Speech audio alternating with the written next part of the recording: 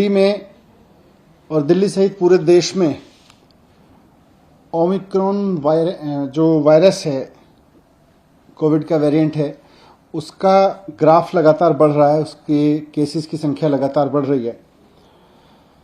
पर अच्छी बात यह है कि इंटरनेशनली जो ट्रेंड अभी तक देखने को मिले, उनसे हमने सबने बहुत कुछ सीखा देश में, और उससे ये भी समझ में आया कि ओमिक्रॉन कैसे बिहेव कर रहा है, उसका कैरेक्टर क्या है। तो इससे नुकसान ज़्यादा नहीं हो रहा, ये वही ट्रेंड शो कर रहा है जैसा ओमिक्रॉन ने दुनिया के और देशों में शो किया है। आज टोटल में देखें तो दिल्ली में इस समय करीब करीब पिछले 8-10 दिन में जो केसेस आए हैं, पॉजिटिव केसेस टोटल इस समय दिल्ली में करीब 11,000 हैं। अब उन 11,000 में से हॉस्पिटल में देखें तो करीब 350 केसेस हैं। उनमें से भी ऑक्सीजन पे देखें तो केवल 124 केस हैं। अब वो 350 में एयरपोर्ट से आए हुए लोग भी हैं, उसमें किसी और वजह से हॉस्पिटल में गए हुए लोग भी हैं, लेकिन अगर ऑक्सीजन पे देखें तो 124 लोग हैं कुल मिला के, और वेंटिलेटर पे देखें तो 7 लोग हैं। तो एक्सपर्ट्स का ये मानना है कि ओमिक्रॉन का अभी तक का जो बिहेवियर है, अभी तक का जो जिन लोगों को ओमिक्रॉन का इन्फेक्शन हो रहा है, उनको बहुत माइल्ड सिम्टम्स हो रहे हैं या नहीं हो रहे हैं और जल्दी ठीक हो जा रहे हैं। लेकिन फिर भी अगर लोगों को कोविड हो रहा है तो खतरा तो है, इसलिए इससे बच के रहना भी ज़रूरी है। और बच के रहने का सबसे बढ़िया तरीका है कि हम पूरी तरह से सेफ्टी रखें, हमेशा मास्क लगाएं बाहर निकलें तो, और जब भी भीड़ भाड़ में रहें तो मास्क लगा के रहें। होम आइसोलेशन इसका सबसे बढ़िया सॉल्यूशन है कि अगर किसी को कोविड हो जाता है और कोई सिम्टम नहीं है तो सारे एक्सपर्ट्स का ये मानना है कि होम आइसोलेशन ही रहना चाहिए।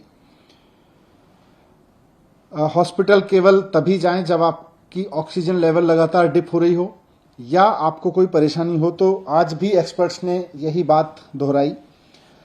लेकिन बढ़ते हुए केसेस को देखते हुए सरकार भी इस बात को लेकर चिंतित है कि ये बहुत तेजी से ना फैले, इसको जितना नियंत्रित किया जा सके, क्योंकि इसकी कोई डायरेक्ट दवाई तो है नहीं, तो इसको जितना हम नियंत्रित कर सकें, इसके बढ़ने की स्पीड को जितना हम नियंत्रित कर सकें, उतना हम इसको ठीक से मैनेज कर सकते हैं।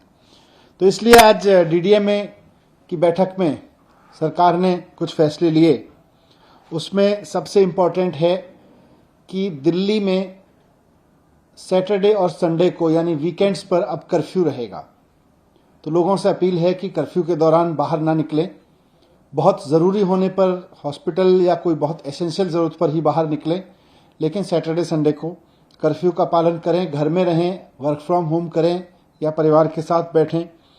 दूसरा, केसेस ना बढ़ें, इसलिए ये भी फैसला लिया गया कि जितने भी गवर्नमेंट ऑफिसेज हैं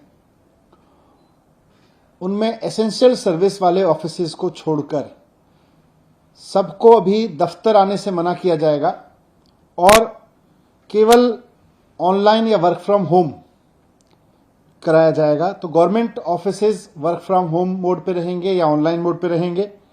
प्राइवेट ऑफिसेज को 50% अलाउ किया जाएगा, वो 50% कैपेसिटी ऑफलाइन रखें और 50% ऑनलाइन या वर्क फ्रॉम होम रखें। एक और समस्या अभी पिछले दिनों में आ रही थी कि जो हमारे बस स्टॉप्स हैं दिल्ली में, लोग क्योंकि किसी न किसी काम से बाहर निकल ही रहे हैं, तो जो बस अड्डे हैं, बस स्टॉप्स हैं, बस स्टैंड हैं छोटे छोटे, और जो मेट्रो के स्टेशंस हैं, वो सुपर स्प्रेडर बनने का खतरा आ रहा था, क्योंकि आधी संख्या कर दी गई थी मेट्रो में कैपेसिटी की और साथ साथ बसेस में भी कैपेसिटी की, वो आधी कर दी गई थी संख्या, और उसकी वजह से मेट्रो स्टेशंस पर बहुत लंबी लंबी लाइनें लग रही थी, बस स्टॉप्स पर बहुत लंबी लंबी लाइन लग रही थी, वहां भीड़ हो रही थी, कई जगह भीड़ अनियंत्रित भी हुई, और ऐसे में कोरोना ओमिक्रॉन जो है वो सुपर स्प्रेड हो सकता है वहां से। इसलिए इसको देखते हुए ये भी फैसला लिया गया कि बसें और मेट्रो पूरी कैपेसिटी पे चलेंगी, लेकिन एक भी व्यक्ति को बिना मास्क के अंदर अलाउ नहीं किया जाएगा। तो अगर आप बस में जा रहे हैं या मेट्रो में जा रहे हैं तो बिना मास्क के आपको किसी भी कीमत पर अलाउ नहीं किया जाएगा, ना सिर्फ चढ़ना बल्कि वहां यात्रा करना भी अलाउ नहीं होगा। लेकिन बस और मेट्रो अब फुल कैपेसिटी पे चलेंगे, ये भी डिसीजन लिया गया। एक बार फिर से मैं कहूंगा कि घबराएं नहीं, घबराने की जरूरत नहीं है।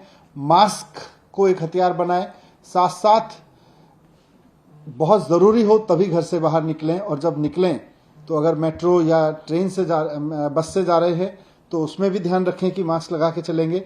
लेकिन सैटरडे संडे पूरी तरह से कर्फ्यू रहेगा। सर, कर्फ्यू रात में और दिन में उसको थोड़ा सा बता दें। नहीं, रात में तो लगातार चल रहा है, ये दिन में भी रहेगा। और इसमें एसेंशियल सर्विसेज के लिए किन किन कैटेगरी को आप लोग? एसेंशियल सर्विसेज पहले से, अब पिछले 2 साल से लगभग चल रहा है, तो खाने से लेके और मेडिकल से लेके और पुलिस और इस तरह की जितनी भी चीज़ें हैं एसेंशियल सर्विस में, इमरजेंसी सर्विसेज में, फूड आइटम, सब्जी और ये सब को नहीं रोका जाएगा।